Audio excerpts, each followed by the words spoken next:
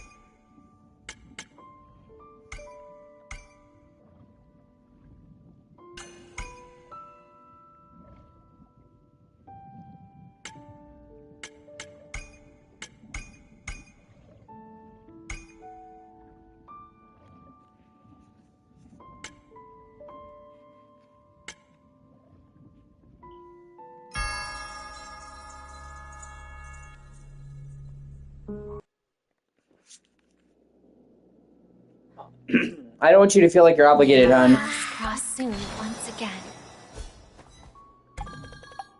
Back then, yeah? The race.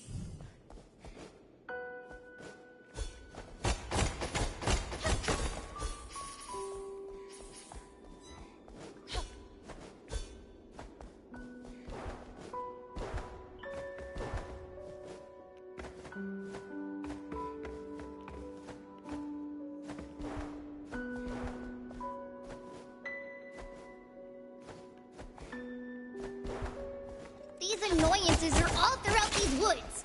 Hey, Ree, do you remember how to use that sword?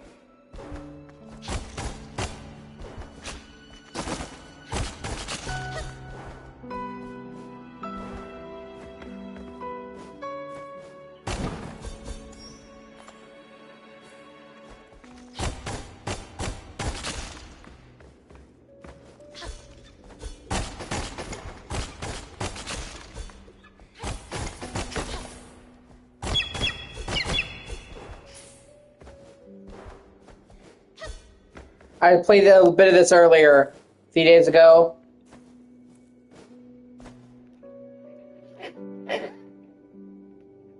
Oh, that's great, man. Which one did you buy?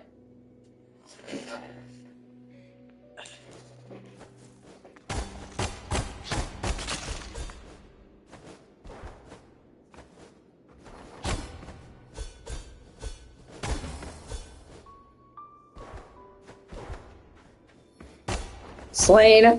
I think I've actually played that. Pretty good, if I remember.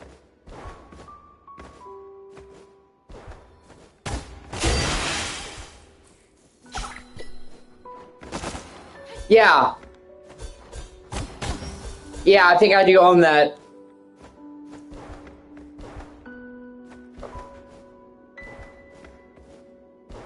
Well, I'm a big fan of the genre. Metroidvanias. I've just been on a kind of a Metroidvania kick lately.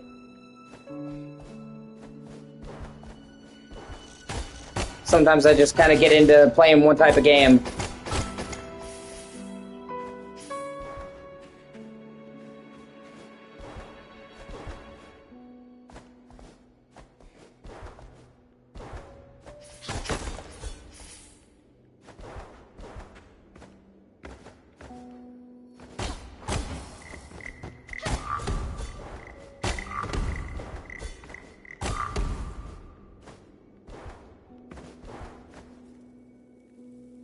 Wanderers!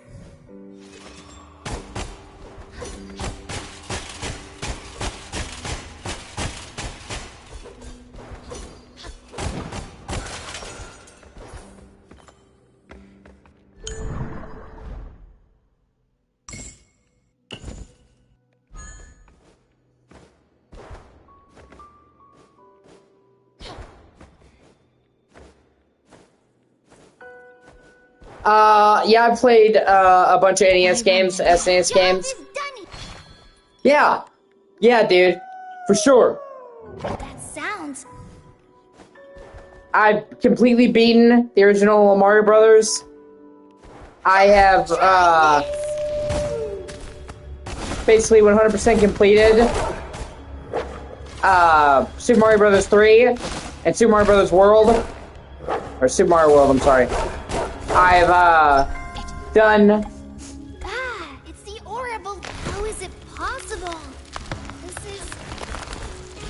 I've played and almost 100% beaten Yoshi's Island, which originally was called Super Mario World 2. I played a bunch of the Netflix, what am I saying, Netflix?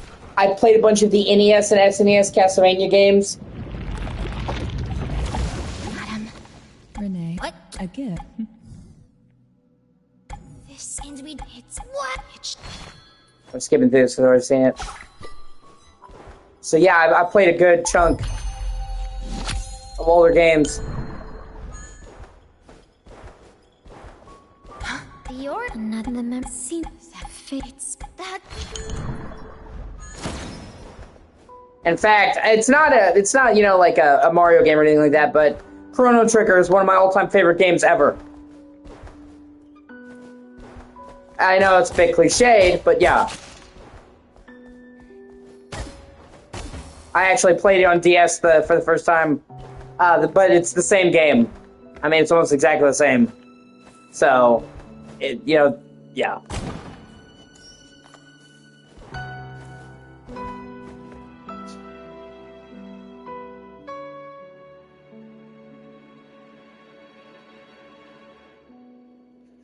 Yeah, Chrono Trigger is great. I absolutely love it. The sprite work, the character designs, the combat, the environments, the story beats. It has one of the best soundtracks in any games that I've ever played.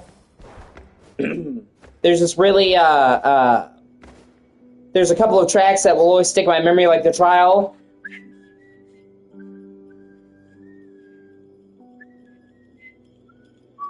When you're on trial for stealing in the beginning. And then there's the song when you go to the fucked up world called the Desolate World.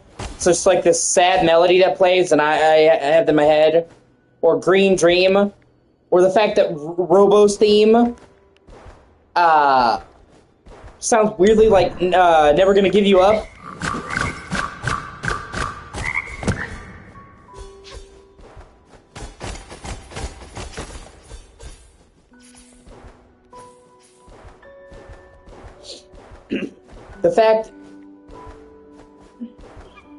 The fact that they have yet to re-release Chrono Trigger on modern platforms is fucking wild to me. Never gonna hold you down, never gonna tell a lie and hurt you. And you know what? I don't actually care. I don't actually care what people think. I like that song, unironically. I don't like it in a, oh, it's fun to troll people with. I actually just really like Rick Astley and that song.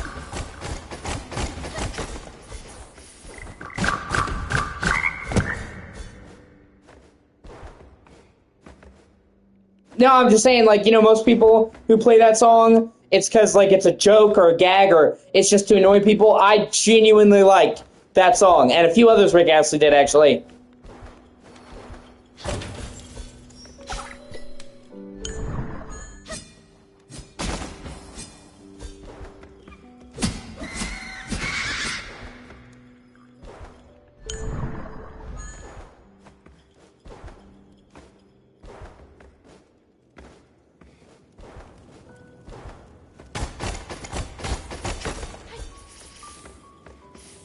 Oh, God, man. Phil Collins. Fuck yeah, Phil Collins. God, I love Phil Collins. No stranger to you and me.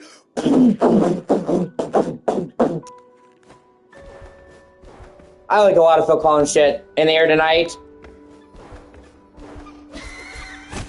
Studio. I Don't Care Anymore.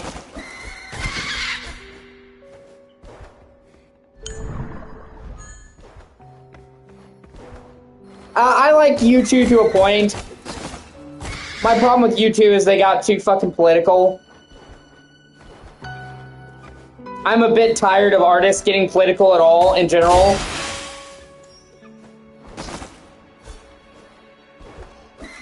Yeah, exactly. I don't like artists getting political at all, to tell you the truth, because I feel like their job is to entertain people, not be political. That if they wanted to be political, they should have gone into politics. And suddenly you get some actor who doesn't really know shit about politics. Yeah, it's such a great game. Or song. I'm not playing the games you play.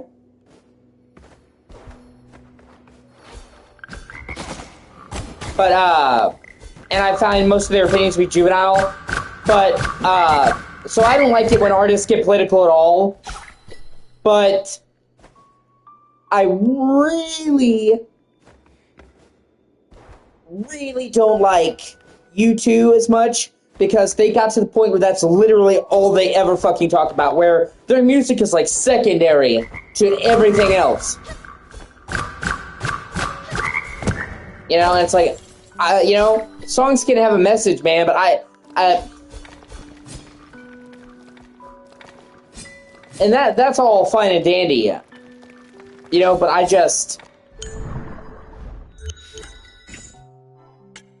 don't want to be fucking preached to, you know what I mean?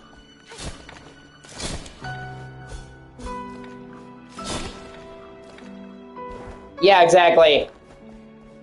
Like, I don't want to be lectured to, you know what I'm saying? And that's like all their shit, you know? It's not even subtle. Like, there's lots of good songs that have a message, but it's not like in your face. So it's like, you know, I can get behind this. U2, it's like, we're literally going to tell you exactly what we think you should be doing.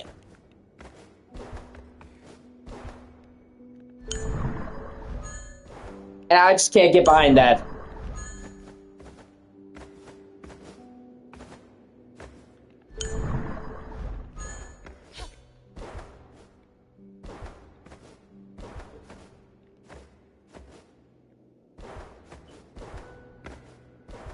Plus, you know, they're trying to send a message and all that shit, but they don't ever say anything that actually matters, if you notice that, okay? They don't say anything that might be controversial.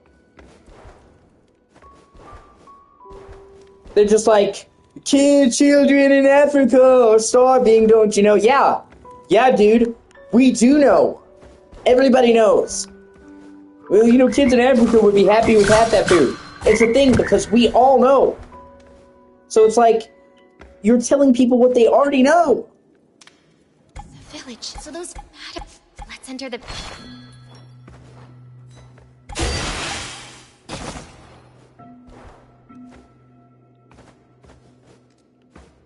So it just feels like they're trying to be politically correct without really meaning, like... I want to hear a song about Israel versus Palestine. Have some balls!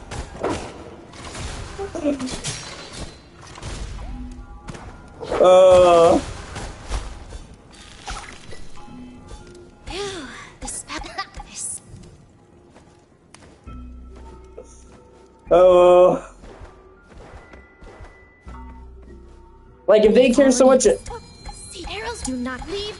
If they care so much about fucking activism, let them, like, say something actually fucking controversial. If you know nothing, then refrain. Yeah, that's your bad grenade. Nevertheless, as you said, then we hold on.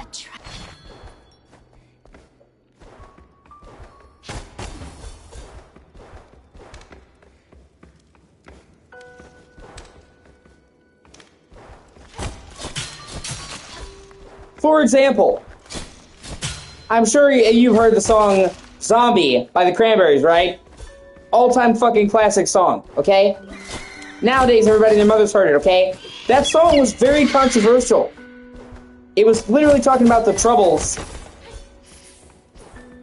And Bloody Sunday, in the 90s, when that shit was a really hot take, she got a lot of, Dolores Reardon, and the Cranberries in general got a lot of fucking heat for that song. But they were Irish, they lived in Ireland, they cared about it, so they were willing to put their neck on the line to say, hey, fuck you, and it was a good song, really good song, which helps, because most of the time that they're giving you politics, the songs themselves suck. You can swallow a lot if it's in a catchy jingle. And not only that, but it was her personal experience. She was talking about something she fucking lived.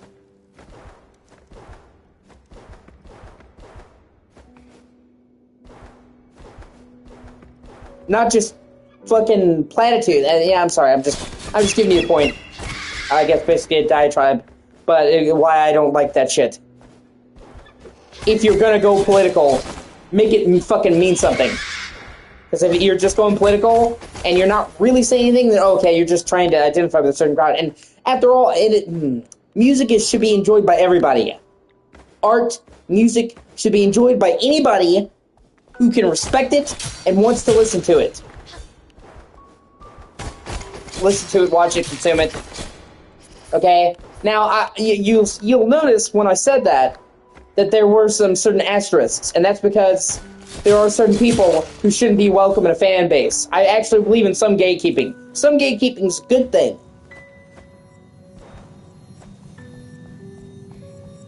Namely,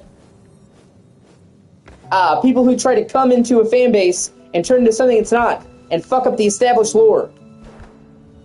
Kiss my ass. You know, like, people who say they're into Warhammer, and then want to make female custodes and all that shit. Like, dog. It's literally against the fucking lore. You can't come into a franchise, right? And be like, well, you know, we like the franchise, but can you guys change the whole thing to accommodate me? That's not how it works. You are free to partake, as long as you accept it for what it is. At least that's my perspective.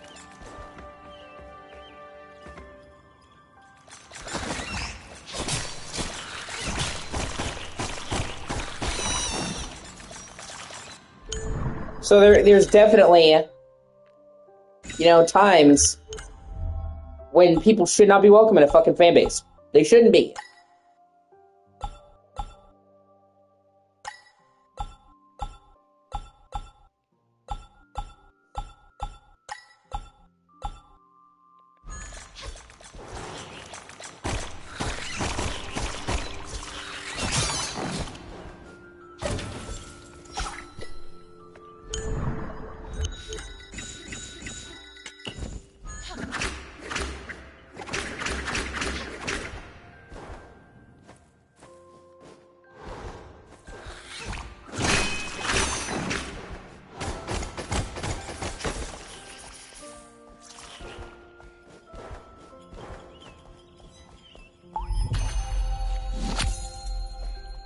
You know, I'm one of those, I'm one of those fucking sticklers for, how do I say it,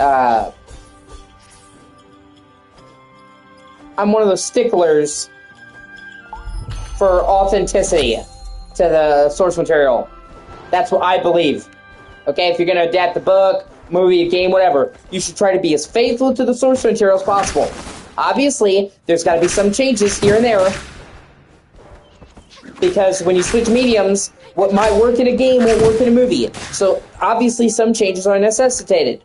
Or, like, example, in a movie, you have way less time.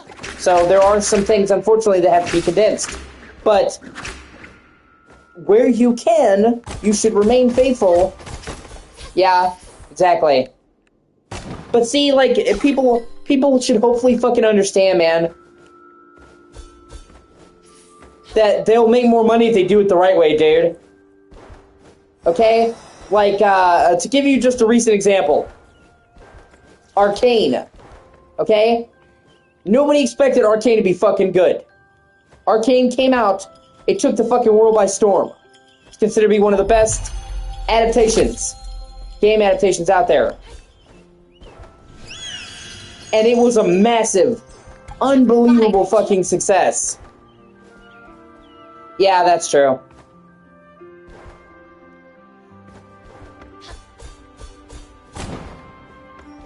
So they did it right. There are far more wanderers in the wilds than around the village. Let's deal with them too, so others don't get hurt. You know, they did it right, and people fucking loved it.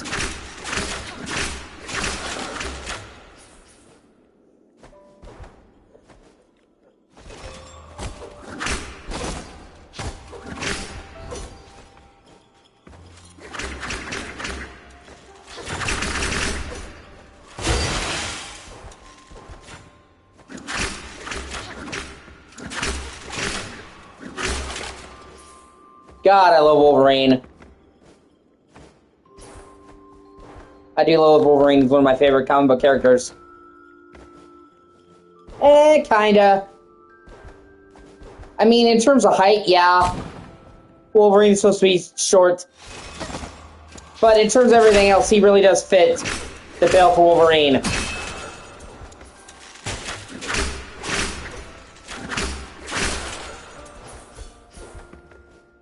Yeah, that's fair.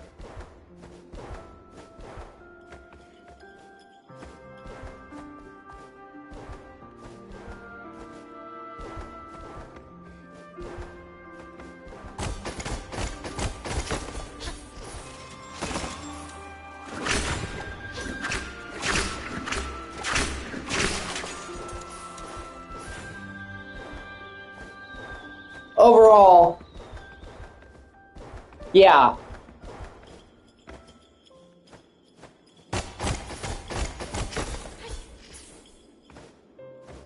Yeah, because he's like, am I a man or am I an animal?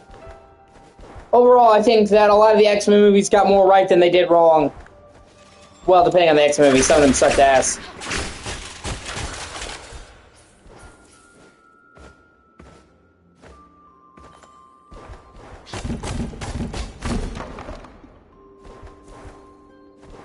For me, for my money, the best X-Men movie is First Class. That movie, I was hoping that would be good, but that movie took me majorly off guard with how fucking great that movie was. The fucking casting in that movie was fucking immaculate. James McAvoy, Professor Xavier, fucking on the money, man. Michael Fassbender as Magneto. Young Magneto, of course. Well, yeah. X-Men 2 is fantastic. X-Men 3 sucked the dick. But you really should give First Class a try. Like I said, I've seen all the X-Men movies. I literally, was there when they first came out, and First Class, hands down, my favorite X-Men movie. And I'm sure you can find it really easily now. It's like 2009, 2011. It's a super,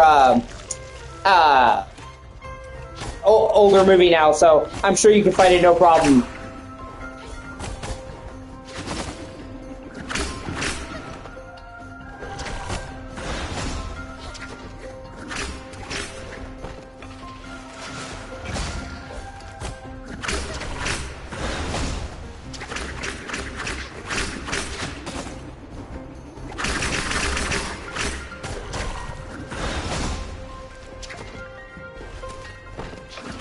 And you get to see a lot of lesser-known X-Men characters get the light, like Havoc, Cyclops' brother, who almost never get mentioned before then.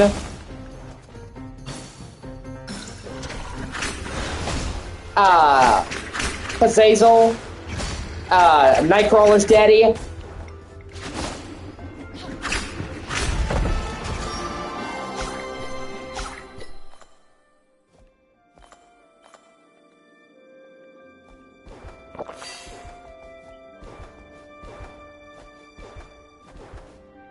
And it takes place in the 60s, during the Cuban Missile Crisis, when Charles was super young, in his 20s. And it basically shows how Charles and Magneto met, and their relationship formed. And it's honestly fucking awesome. You genuinely believe that the actors they played could be the younger versions of them from the first two X-Men movies.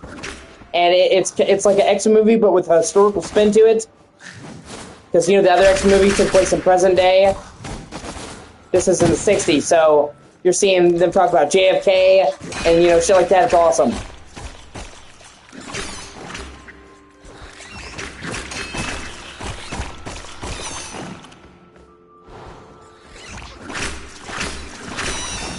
And it wasn't done by Bryan Singer. He's the one that did the first two, which are good, don't get me wrong.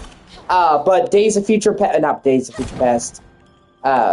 First Class was done by Matthew Vaughn.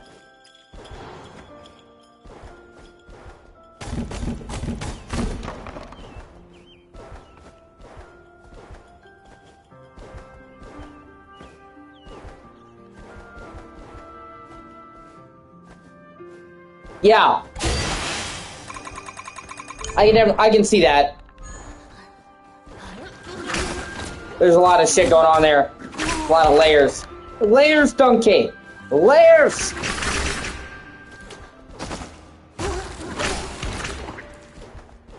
I don't know if you... Hey, Mary, did you ever do, I was curious, did you ever watch any of the Shrek movies?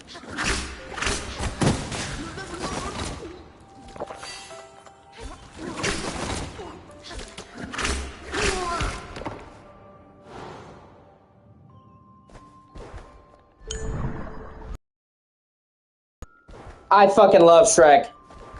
Like, well, most of Shrek. Shrek 4 kind of sucked dick. Forever After.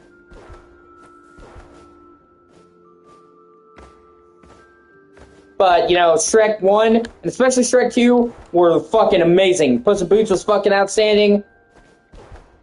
And I brought it up because they're actually working on, they just went into active production on Shrek 5. With all the original cast returning Michael Myers, Antonio Banderas, Eddie Murphy, Cameron Diaz, like everybody. So like, I'm actually kind of stoked about that because I fucking love Shrek. There's plenty of stories to tell, and the last Shrek movie sucked. So it's not like they went out on a high note and they need to let it go. They went out on a sour note, so they could come back and do a good movie. It would put the series back on track, because the fourth Shrek movie sucked ass.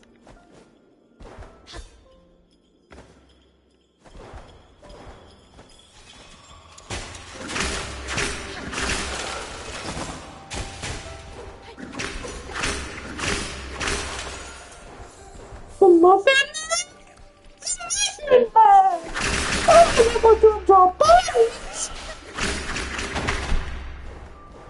God, I love Shrek.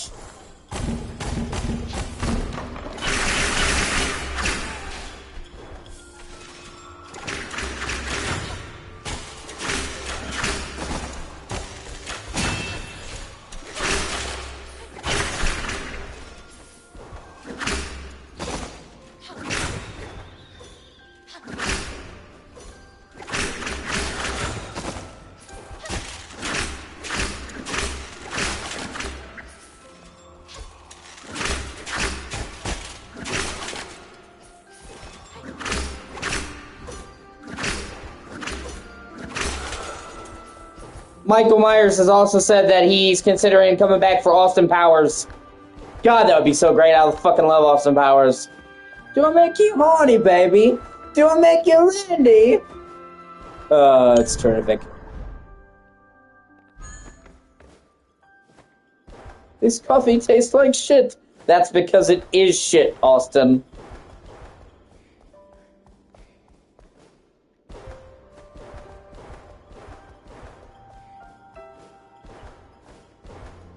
As a kid, my dad always used to do the fucking fat bastard.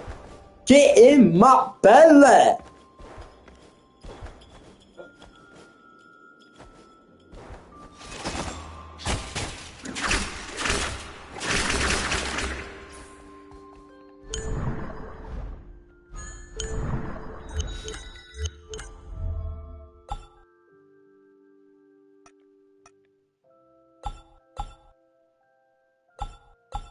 Let's see.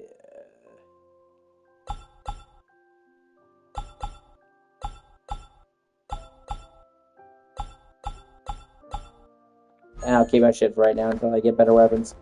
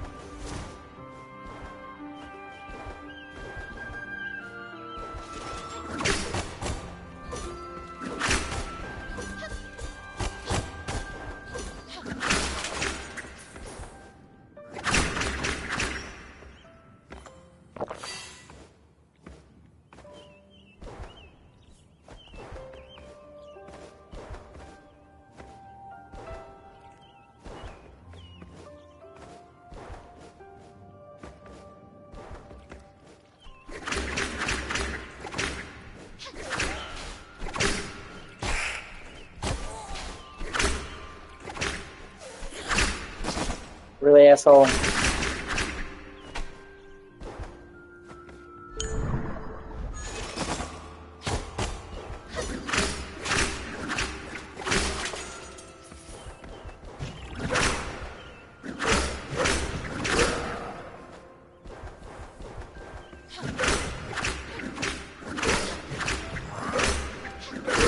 Fucking wizard. I can't go in here yet. Hey.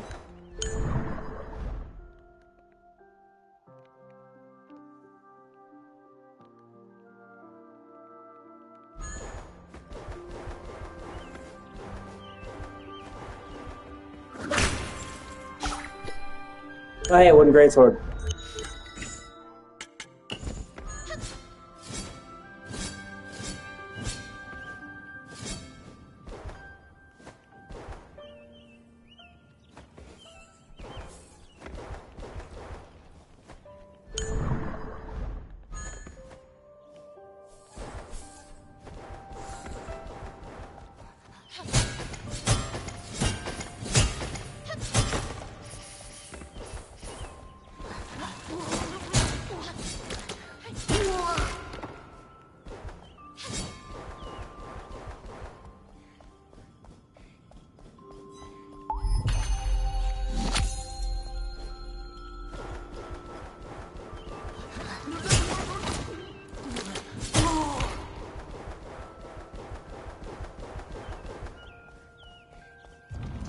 Boss.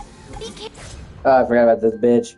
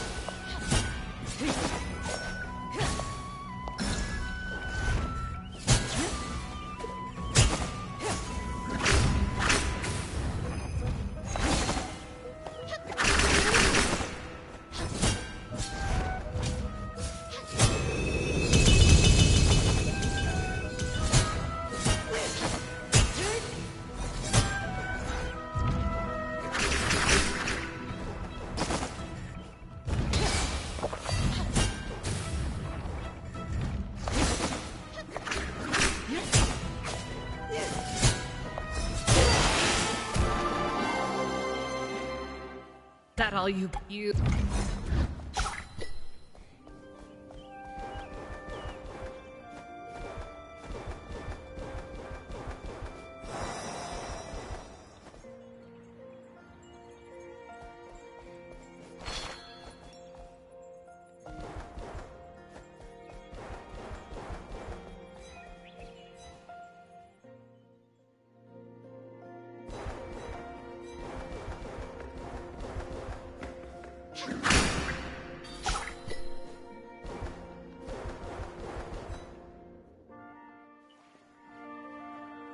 Welcome!